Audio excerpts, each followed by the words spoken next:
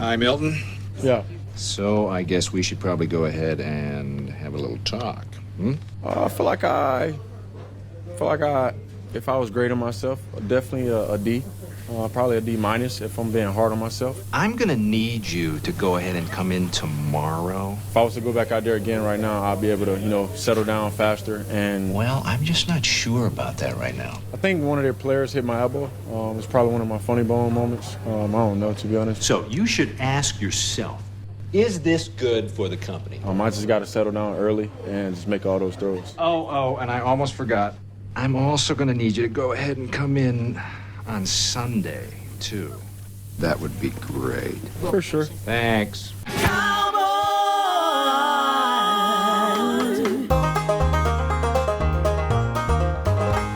Welcome back into the One Star Cowboys podcast. I am Kent, filling in for KT, who is supporting James Murphy this weekend.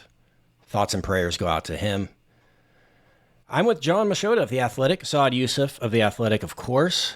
But we got a special guest filling out the four. He's from 105.3 The Fan. He's the Cowboys insider and one of only 3 or 4 remaining Forever the Sickest Kids fans.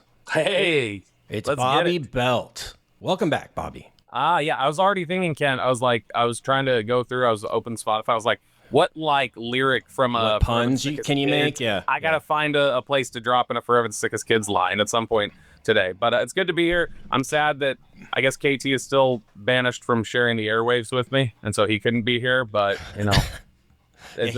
He was going to be here until he heard you were going to be on. Then he's like, then he ugh. backed out. Yeah. Yeah. Well, Cowboys in action this weekend for the preseason debut of a lot of guys and the team.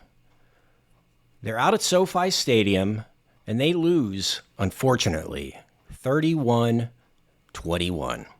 John, you were out at the game. Was SoFi Stadium packed out with Cowboys fans? It's usually a big Cowboys kind of home game.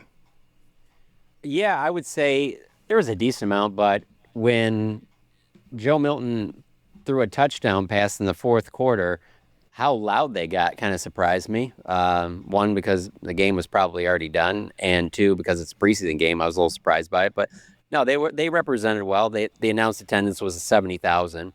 I don't know if there was that many there, but the crowd was fine. We'll get into some likes and dislikes from the game here. We're going to talk injuries. We're going to give an update on Micah Parsons' situation towards the end. So stay tuned for that. But let's just go around the horn here and give first impressions of this game. Of course, first time we've seen Shoddy in the head coaching position. First look at this new offense. First look at this new defensive scheme. John, first impressions on this one. Number one, I would say Maris Leofau continues to show why he is going to be a factor this season. I don't care how many times they walk out the starters and it's Sanborn or Kenneth Murray. I'm very confident when the lights come on, Maris Leofau is one of their best linebackers. He's going to be out there a ton, and he was one of the few bright spots on defense. I was a little disappointed. I thought I'd see more out of Donovan Ezaraku just because of what we saw in practices. I thought he'd at least have like 1 or 2 splash plays, and that really wasn't there. And then ultimately, I really just was going into this game to write about Joe Milton, good or bad, and there was more bad than good. But I'm interested to hear your guys' take on it. Saad, you've obviously played quarterback. Bobby, you have a good scout's eye for this stuff. So maybe I'm wrong on this, but I just find myself out of these practices. I shouldn't do this, but I'm constantly comparing him to Trey Lance. And just because I was only got to see Trey for a year and just being around. And Joe just has so much confidence to me, and I get it. He throws the ball with a little too much zip in situations where he needs to kind of just thread it in there in between some players, and he does it at times, and other times he's throwing the fastball when he doesn't need to, okay? So I get those knocks. I get that he needs to play more football, but I just think that there are so many tools there that he is the ideal type of quarterback that I would want if the front office comes to me and is like, hey, we got a guy that's a little bit of a project. Joe Milton is the guy I would want. So, it wasn't great on Saturday, but it does nothing for me to think that he still doesn't have a high upside. Yeah, just real quick for me on Milton. I would say what I've always said about Milton from when I started watching him in OTAs. He's the complete anti-Cooper Rush. Like, Cooper Rush was kind of the safe guy who read the defense well, but didn't have all those tools and everything like that. But he at least and I think Joe Milton, obviously a rookie in 2024, I think he has a lot more growth in that department. But I totally agree with you, John. I mean, the tools are what are really intriguing. And with Trey Lance, if you're comparing it to him, I kind of never felt Trey had either one of those things. I was never wowed by his tools, and I didn't feel like he was reading the game super well from the shoulders up. Whereas, at least with Cooper Rush, which is why Cooper held the backup job over Trey Lance, you at least had the mental side of it. Yeah, Milton's interesting. So he's a guy who physically is, I think he's way more impressive than Trey Lance was. Like, you always heard all this stuff about Trey Lance physically, what he could be. And I remember we'd see him out there practices, and I was just like, it doesn't look jaw-dropping to me. He's a good athlete, but it doesn't look jaw-dropping. Milton will, during some of these OTAs and, the mandatory minicamp and things like that, we saw some ridiculous throws in the middle of the field, like down the seam and different things like that. So, like, you see physically the arm talent. He's a big guy. He can move well. Those things are all great. The problem is he might be further behind than even Lance in terms of processing. Like, he is so...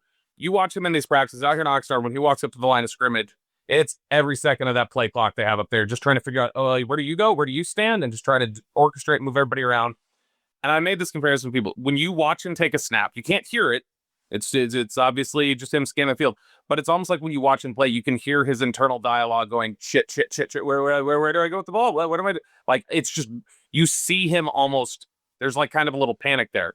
He's ridiculously talented. It's trying to harness all that. That's the reason why he was made available. That's why they were able to go get him. That's why he was drafted when he was, is because of just how much work needs to be done there. And I had said it to Nick Eatman last week on our station, was that if I need a game to get by, if Dak's hurt for a game like he was in 21 when they needed Cooper Rush to start, I would start Will Grier instead right now, or I'd go find somebody else. And if you're telling me Dak's out for the whole season and it's just, let's get a guy some reps and have him grow, then I'd throw Joe Milton out there. But if they just need to get me by game, I don't know that I would feel comfortable putting Joe Milton out there right now. Yeah, it would depend on the opponent for me. If it was a really good opponent, I'd rather it be Milton, because I think Milton's going to have to throw some 50-50 YOLO balls to Pickens. I'll say that Flanoy play, was he late? Yes. Was he off balance? Yes. Should he have taken the check down to Phil Maffa? Yes. George Pickens comes down with that ball. So that's the only thing that where if you tell me, like, we haven't really seen him with George Pickens and CeeDee Lamb, there's some things that I could see him doing where you're throwing a pass and you're just like, that's a terrible...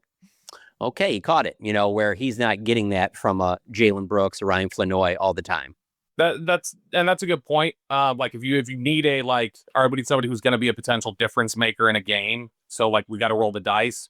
That's true, because I mean, his ceiling is high. He's got a very high ceiling. I remember Anthony Richardson went 4th overall the year that he was picked, and I remember there was an NFL scout who told me, he was just musing on those two players, and he was like, to me, there's not a whole hell of a lot of difference between Joe Milton and Anthony Richardson.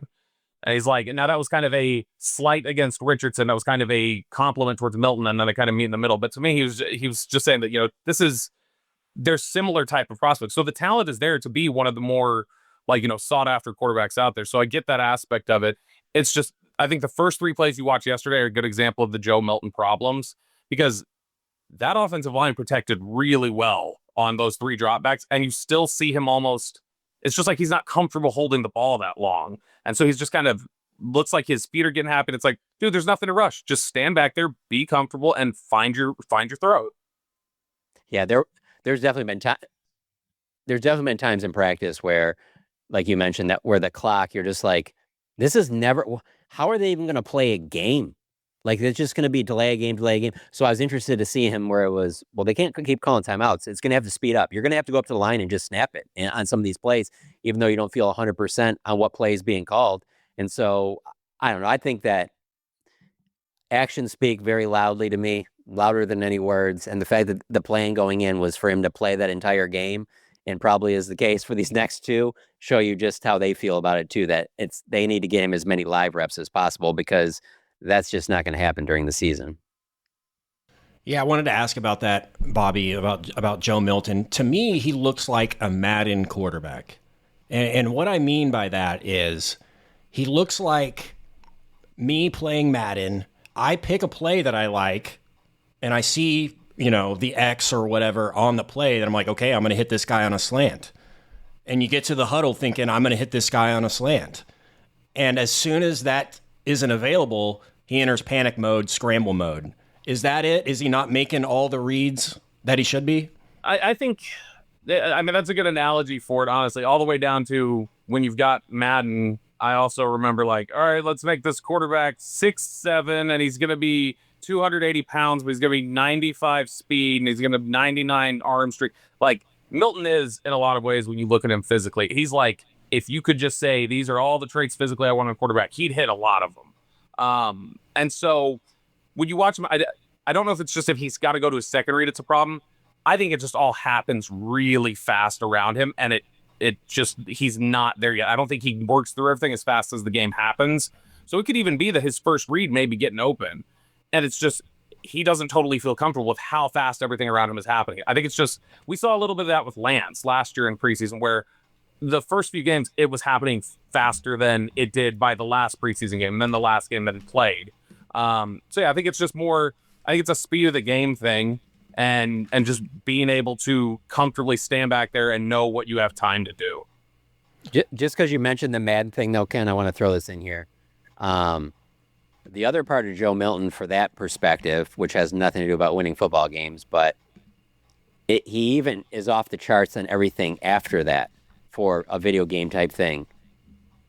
So many dance moves in his bag. He has the flip, everything.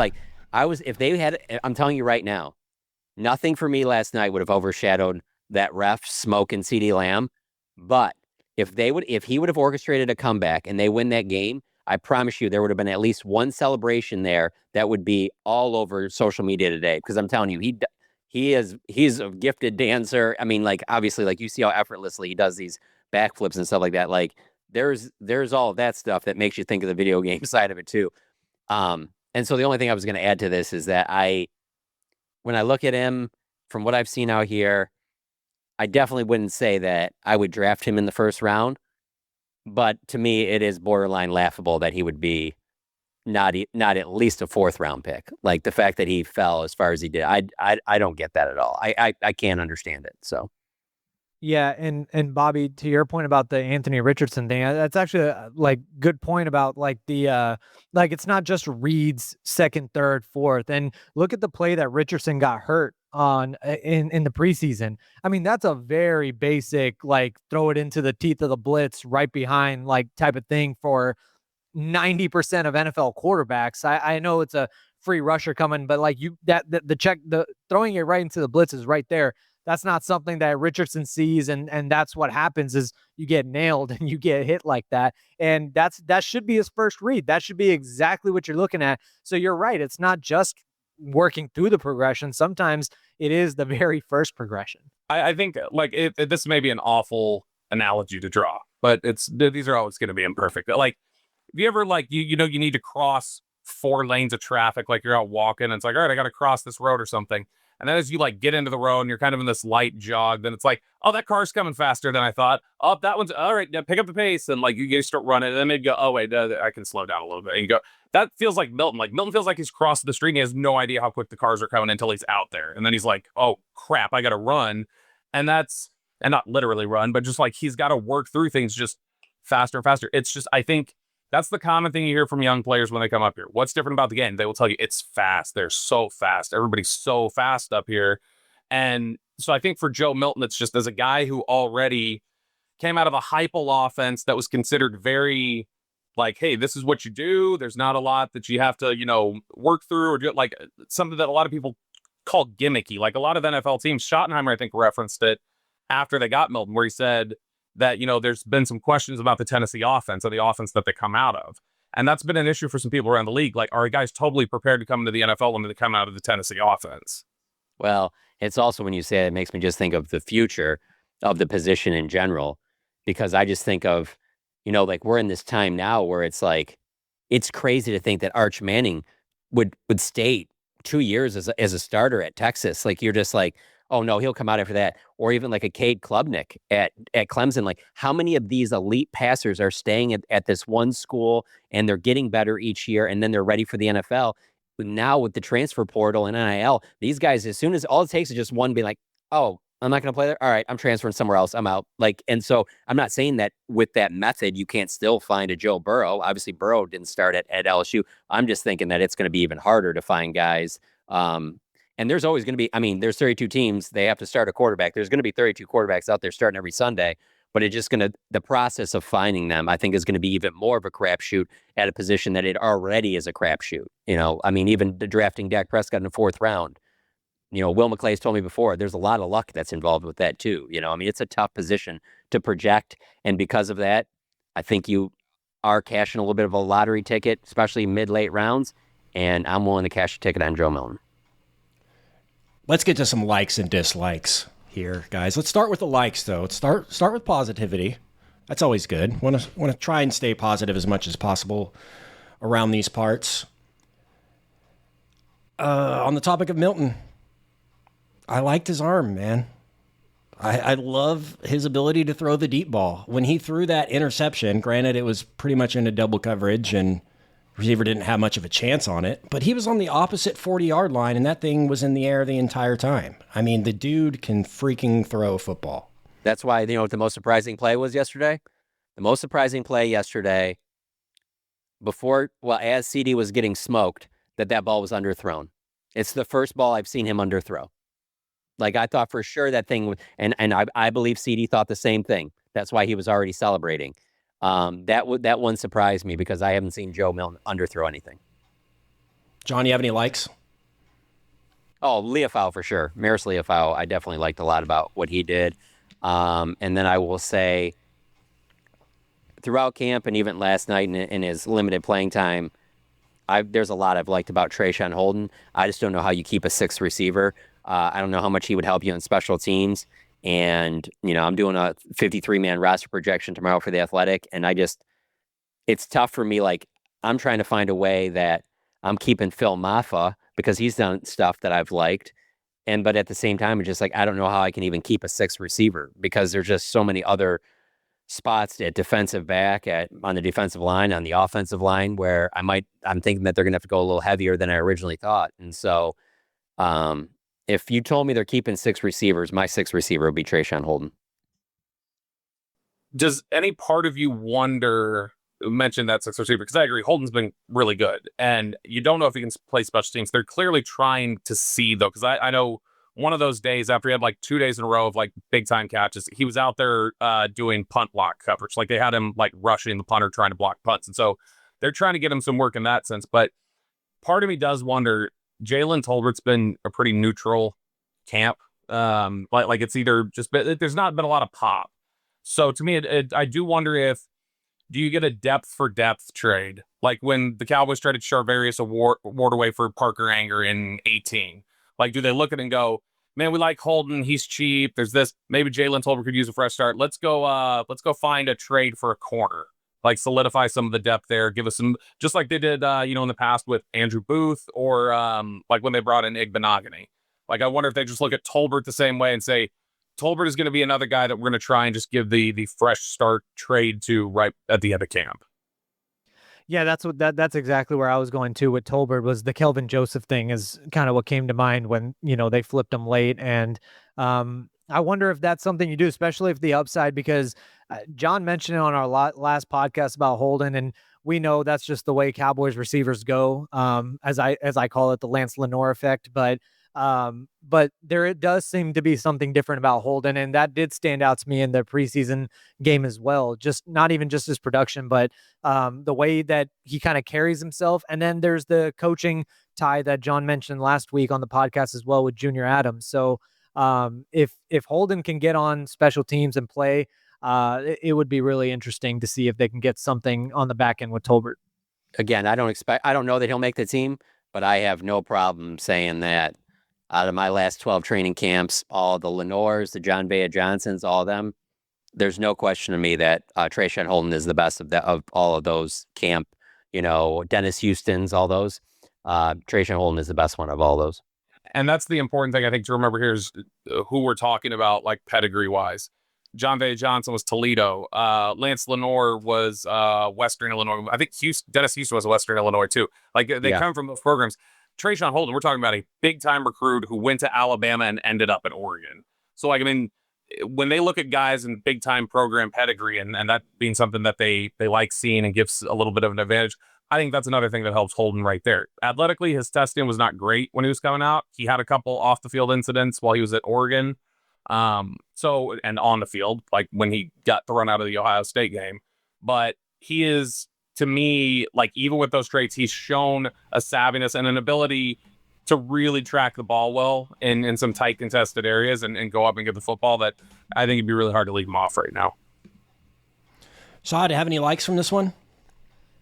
Yeah, I think for me, Phil Maffa. I mean, seeing what the running back rotation could be, it'll be really interesting what the veterans they have in Javonte Williams and Miles Sanders, and then Jaden Blue and Phil Maffa.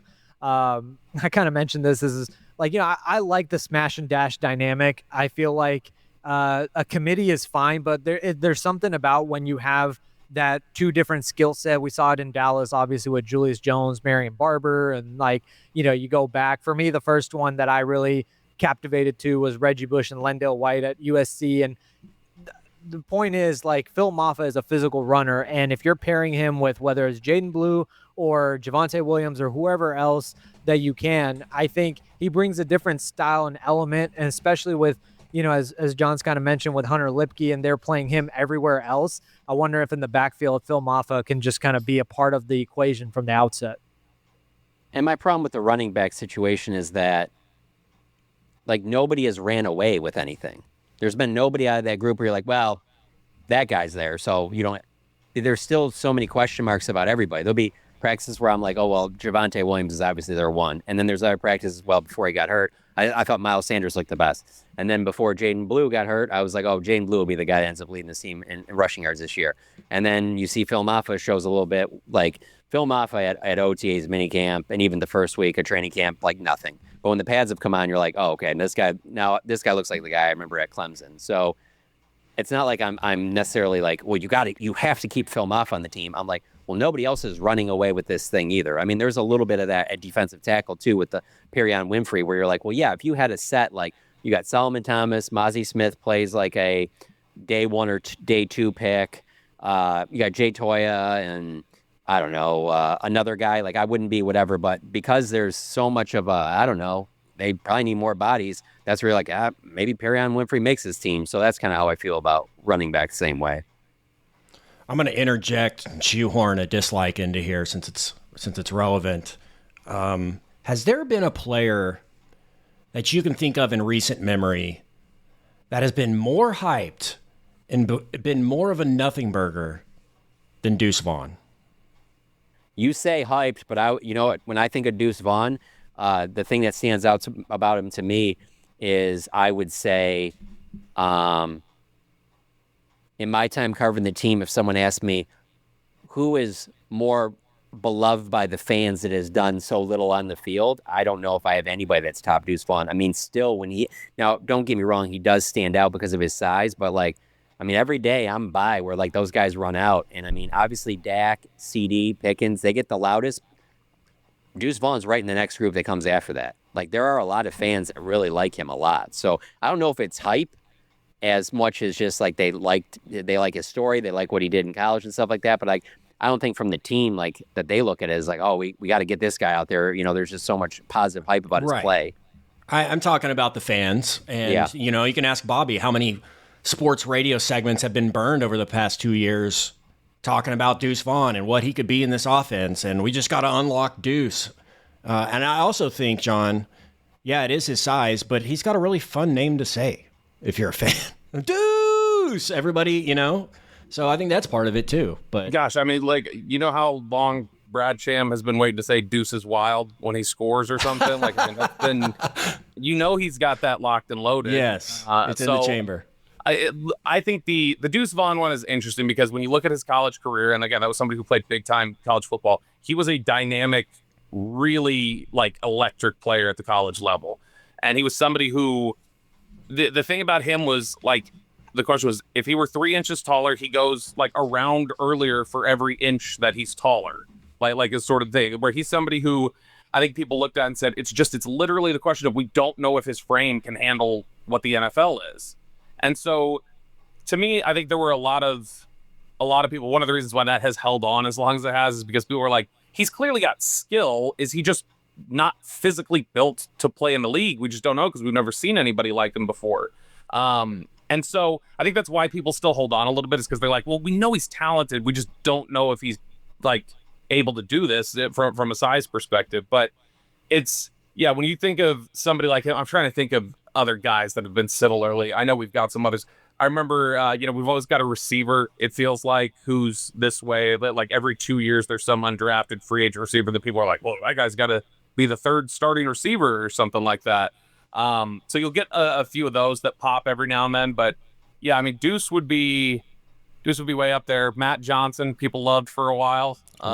Rico Gathers comes to mind. Oh gosh, Rico Gathers is the best. But actually, he actually made some plays. Like I remember some catches that he made. Like I can't remember any. I mean, Deuce Vaughn did have one game, I guess his rookie year, that he kind of showed a little bit of spark. But I mean, last night 2 carries for 11 yards and 1 catch for 2 yards. And it's important to remember also that Rico Gathers put New Orleans rap on the map too, is what he ended up doing. And so that was like, he just contributed in a different way than he initially thought.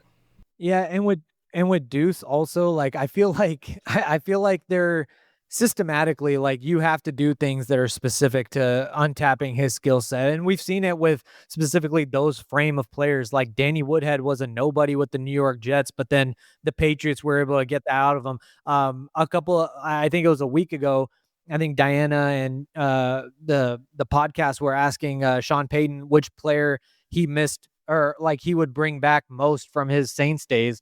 And he mentioned not Marcus Colston, not Jimmy Graham. He mentioned Darren Sproles. And so, like, there are things that you can do, but you have to make a very intentional effort. And I think when you're making that intentional effort with CeeDee Lamb and then with George Pickens and then with other players, I think you just kind of run out of, and now people are asking to do it with Kevontae Turpin.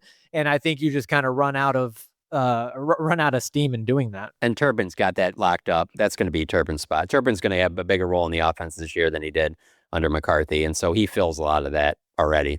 Yeah. And Deuce, I'll give credit for this. When Deuce started working at receiver last year during the offseason stuff, like when we were hearing about that, I remember specifically, it's like, hey, why did you get to working on that? Why are we doing that? And he specifically said it was at the end of his rookie year. Schottenheimer's the one who came to him and was like, hey, dude, I like your skill set. I want to find ways for us to try and figure out how to get you here. And so let's try having you work out with the receivers. Let's have you do this. So Schottenheimer's got a history back to like just when he was offensive coordinator, though, of also trying to say, how do I get him on the football field? And he's clearly likes doing it with Turpin right now. Like he's willing to, it seems like he's genuinely willing to do the 20 to 25 touches a game that Steven famously said they were going to give to Tavon Austin years ago. That it seems like Turpin could actually be that guy. But yeah, I think it's just easy to root for Deuce too because of the story. Like he's a great guy. He's like just a nice guy when you talk to him there in the locker. I know people said he'd give his jacket to a stranger in the cold. Like he's that type of person. And so that's how I look at Deuce. I agree with the what's it called? The probably one of the best guys you could have in the locker room. Just upstanding, good dude. So, I mean, there is certainly a value in that. Don't get me wrong.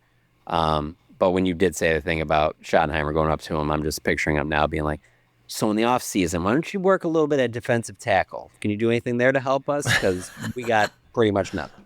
Hey, he's about the right size for an Eberflus defensive tackle. So yeah. Might work. Might catch people off guard. Bobby, do you have any likes from this one, or do you want to move to dislikes? Yeah, no, I mean, I just really quickly can touch on, like, I mean, I know he ended up in the locker room banged up like a lot of guys did yesterday, but I thought Elijah Clark looked good early, the undrafted free agent safety out of Syracuse.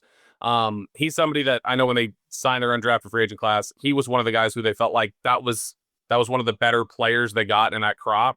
So I liked him. I liked Perion Winfrey. I thought he did some decent things at times. Obviously, Maris Leofau. But overall, again, impressed with how the offensive line in a lot of different points seemed to stand up in the pass blocking. And then Nate Thomas seemed to have a good day. TJ Bass, who seems to get forgotten a lot, I think he's had a really good game yesterday. And I think he's been strong and solid throughout camp. And he's somebody who, in a pinch, could do all 5 positions type of work, because that's what he does. So, I mean, those were some of the ones that I think stood out for me as guys that I just thought performed at a encouraging level. But I mean, my big like was basically just when the game was over. All right, I'm going to get to dislikes now. And granted, I haven't watched the film from this one, just the melt on YouTube and the game itself. So I know a lot to be desired, probably, in terms of angles and things like that. Tell me if I'm wrong. Bad coverage from the DBs. It seemed like every ball, every big play that the Rams made, there wasn't really a corner within 5 yards of him. They were just open the entire day. Yeah, now you have the first deep throw that Bennett hit down the left sideline that Shoddy challenged. That was not bad coverage from Booth. Like, I mean, he was there. It's Stetson It's a Bennett go route. I mean, if you're bad coverage on a go route, it's just, I don't even know what to say. Yeah, he was there. It's just Stetson Bennett through. Rochelle got worked a few different times, but he was somebody who early on looked like he was hobbling, so I don't know how much. All right, maybe he's just limited.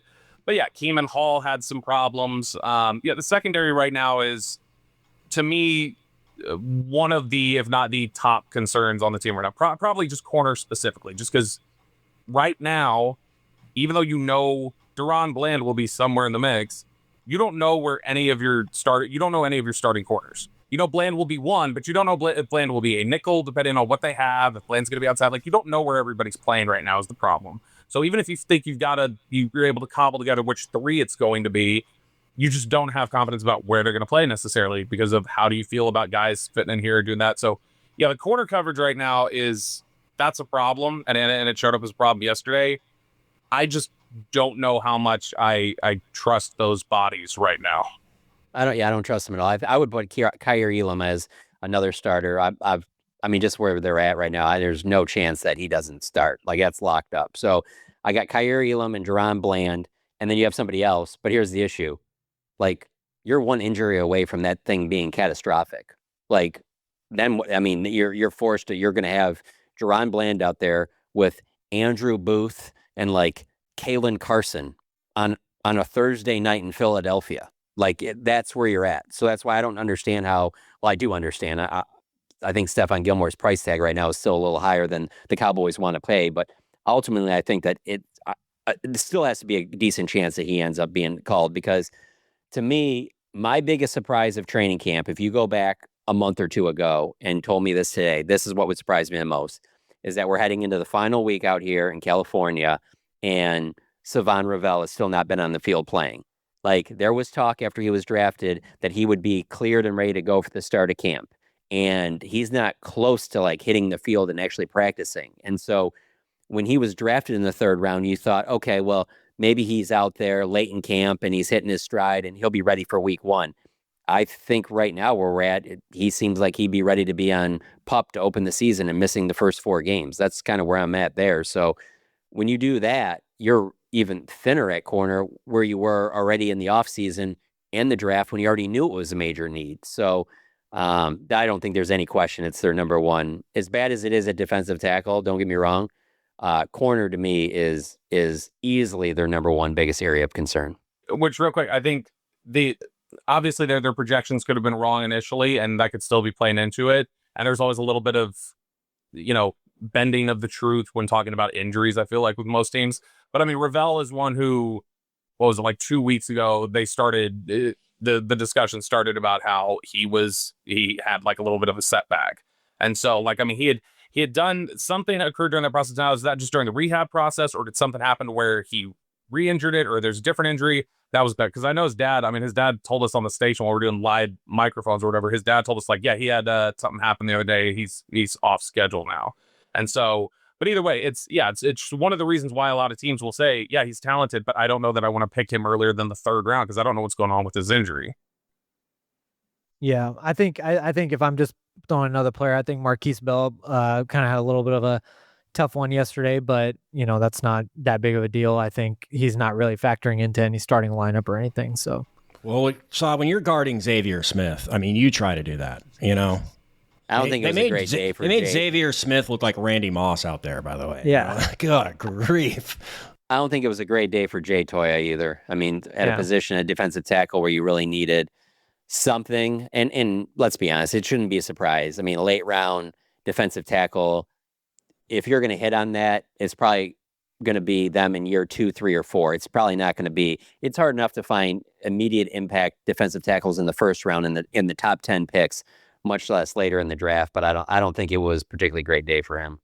No, I think Toya, the most distressing thing about that right now is he is the only like nose guard sized individual really you have. Yep. And it's like, I can't see you getting blown out of your gap like 3 times in the first dozen plays or whatever it is, dude. Like you gotta be bigger than that. You gotta like cause a problem on the interior. And again, like we know Eberflus comes from the Rod Marinelli school of defensive mind, and obviously there's some differences there. He does things a little bit differently. And Aaron Whitecotton will do things a little differently as a defensive line coach. But there are some similarities there in terms of the idea of how they view defensive tackles and how they want them to get up the field. And I think because of that, like the lower priority you see on that, it's well, now you're hung out there with like Toya. If he's not going to do it, you're going to be playing undersized nose guards there. So that was one that Toya really stood out, I think, as a guy who that was frustrating. And then the dislike, not a specific player, I guess. I'm just disliking in general. And I don't know if you just have to write it off to bad luck. The injury rate that the Cowboys are sustaining right now in practices and now in this game seems so unusually high now and so unusually frequent that it feels like, all right, there's got to be some answer here or some investigation of, is there something wrong with the preparation? Is there something wrong with the practice schedule? Like that's not benefiting their bodies? Is there something wrong with the surface in Oxnard? Is that an issue right now? Do we see that maybe there's just, an issue with this or that during the offseason program? And so I think to me right now, the biggest thing I want to see immediately would be there's got to be some sort of internal audit, I think, from the coaches where they just go, all right, we got to get an answer to why is this happening? Great segue, John, as let's hit the injury report. Let's get an update. So other than the ones that Bobby just talked about, coming out of the game, I believe I think it's a hyperextended knee, they're saying. Charles? For Sadiq Charles. Yeah, that was the one that, just judging by, like, I don't know if you got to see on TV because I think they went to commercial break. Like, when they brought him back to the Blue Medical tent, like, the way he spiked his helmet, it looked like it was like, okay, he thinks he's going to be done. And they've had a lot of O-line injuries, so that would be the one that stands out most out of the game. Miles Sanders, I think it's a hamstring. I honestly don't know when he's going to be back. That doesn't mean he could be back out on the field tomorrow, to be honest with you. Like, there's no like anything definitive with him, but he hasn't really practiced recently. Jaden Blue dealing with the foot/ankle. I could see him getting back out there possibly this week or next week and playing in maybe the last preseason game. Not as serious as it looked when it first happened. Jake Ferguson took a shot in the back from Kenneth Murray that knocked him out of practice a couple days ago, but then he was able to come back, and he didn't play in the game yesterday. But if I posted a video, a couple other people did too. If you watch that over again, I don't think there's any question that CD took a worse shot than Ferguson did. So the fact that CD's fine, like after seeing the Ferguson one, is pretty good because Kenneth Murray, I don't think he was overdoing it or anything like that. I don't know. It's like, it's a fine line of like, well, the pads are on. We're playing tackle football, but we're not tackling to the ground, but we're thudding, but we're not, so what are you going to do? You still have to get ready to play football. So I don't think it was like a dirty play or anything like that. I'm trying to think, who else am I missing here? Out of the guys on the PUP, I don't see any of them. Like, I think, obviously not DeMarvion Overshown, but like Diggs, I don't see him coming back for a little bit. Like I said, with Ravel, I don't see that happening. I mean, I've seen Josh Butler on the cords, but I can't sit here and say, like, especially when you start trimming down the roster, all these guys, I could see them putting them on PUP to start the season, where I think that's what it's called when you miss the first 4 games. It's not injured reserve. But actually, Butler, I what's think Mozzie's is situation? He's still playing. No, I don't know. Honestly, I don't know. I have no idea. And also with him, like there's nothing about him that looks any different than he has the first camp and through this one. Like there's no worse, no better to me. I just think he's been like kind of the same player with a third different defensive coordinator. Well, and coming out of that game last night, obviously, like we know Joe Milton had left at one point, and that was an elbow injury. Yeah, how he's much? fine. How much of the chat? I was gonna say, how many? Was there any concern there post game, or did it seem just strictly precautionary? No, precautionary. He wanted to go back in, but they're like, nah, we're good. And he probably could have played even in the rest of that Rams practice after he hit his hand on a defensive tackle's hand from the Rams. So, no, he probably could have went back in. It was somebody caught the back of his throwing elbow in his throwing motion, and so they just wanted to be cautious about it. But he did say it was enough that he'll probably get some treatment today, but not anything of high concern. So they're fine there. I don't think that that's any. And I'm saying this because I'm on my third different head coach covering, and some give you more than others when it comes to injuries. And up to this point, Schottenheimer's been pretty good about telling us what's up, whether it be Brevin Spanford or a few other guys that were going to be out for a little bit. So I have no reason to think otherwise, and that wasn't on him.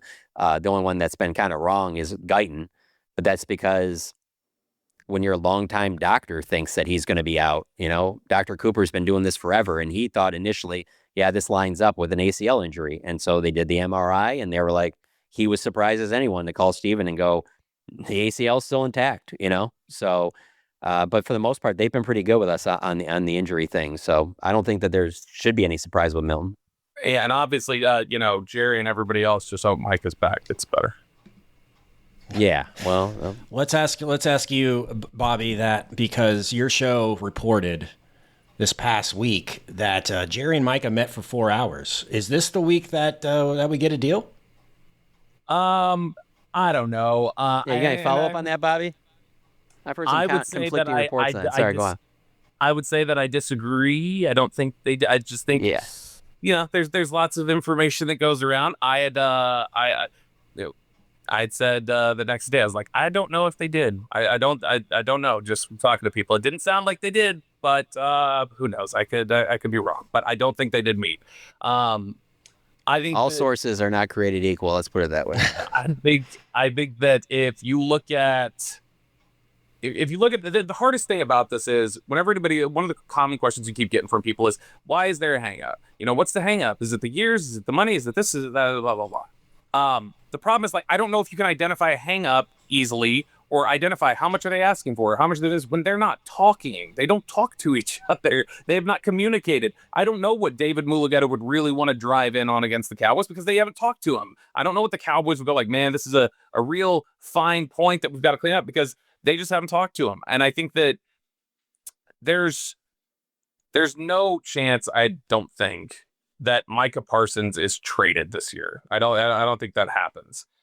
I think that chance goes up a considerable amount if he plays this year on the 5th-year option without a new deal. Because then I think you roll into next offseason, it's like, this is going on too long. Now we got to start looking at maybe that this is best for a break at this point. Let me jump in. Wouldn't it be like Jerry to that being the plan all the time? Not about the trade after the season, but that he never really was serious about paying Micah, and that's why he keeps going back on this. We had a handshake deal, knowing very well that nobody of his level with the agent that he has is going to agree to that. So I'm going to put that out there, and I'm going to keep talking about it because then people will think, he did make an offer. Is that a real offer? Is that real offer? It's not really an offer until there's actually something down on paper. So there is a part of me that wonders, okay, is this Jerry just playing this up so we can always say, oh, no, we made an offer and we both agreed to it and it was a crazy offer and all that. And it's like, yeah, but was it really? I mean, that whole thing's bizarre to me, the way he's been playing that thing up. So I've got two thoughts on that. One is the one I just said. The other would be, I'm going to put this all out there and I'm going to be all frustrated so that when I do get to the bargaining table with David Mulugeta, everybody knows this is the only chance we're doing this. We get it done right now. There's not going to be going back and forth. We hammer it out. We get it done, and it's over with. There's not going to be, I said this, you said this. We do it right now, and that's it. So I could go either way with it. But Jerry is playing just too many games with this whole thing. And let me be clear. I do not think it is Micah Parsons versus the Dallas Cowboys at all. I think it's Micah Parsons versus Jerry Jones. Yeah, and real quick, Bobby, to your point about, we don't know what the deal is, what the hangup is. I'm not sure exactly either, obviously, but I do know that the second Micah hit the trade request so publicly that I was like, yeah, this isn't getting done in Oxnard anymore because there's no way Jerry is going to allow the precedent to be set. As I believe John said this too, and I believe this as well, that you just demand a trade and we'll get a deal done. Now, even if the deal is there to get done, even if the terms and years are there, it's not getting done this week, in my opinion, just because I don't think Jerry's ego will allow that to happen where, you had requested a trade and boom, right there, right after that, the deal is done. I had done research on this last week. I was trying to figure out what the history is for Jerry when players have asked out, like which ones he's dealt, which ones he hasn't. And so obviously there's a little bit of we could have a trade request we never heard about publicly that occurred that maybe they granted or whatever else. Those things could happen. But of the ones we know about, either in retrospect or when they were occurring, it's happened 8 times. There have been 8 requests in Jerry's time here in Dallas. The very first 3 he traded away. And it was 2 players that he inherited, Steve Pallor, and then I can't remember who the second one was, a defensive tackle. Then they traded away Alexander Wright, who had fallen out of favor with Jimmy in 92. And then after that, the next 5, they have said, nope, not doing it. It was Emmett in 93. It was Michael Irvin in 97. It was Mike Jenkins in 2012, Ron Leary in 2016, DeMarcus Lawrence in 2022, I think it was. And all of those, they said, no, you're not getting out. And that's not happening. Mike Jenkins, they were completely satisfied. Just go, we're not going to trade you. In fact, we're going to just make you a reserve and you're just not going to see the field all year. And then you can go sign a 1-year deal when you get out of here. So those have occurred and they've always gotten something done. This is obviously, though, a little more unique if Jerry is genuinely, and it's not just bluster, if Jerry is genuinely hurt or feels betrayal of any sort, that's a factor. If Micah feels and David Mulugeta feels like we were disrespected and you tried to work one over and you are not operating in good faith, that's a problem. And we've never seen anybody take a request public in Dallas in the new era of I control my narrative through my social media platform and I can get loud really fast. And so I can think all these things like, I think eventually it'll get done. I think it'll get done before the first game. I may think that, but it's like, I really don't know. This is more than anything else is going to be a guess because of how history has worked here.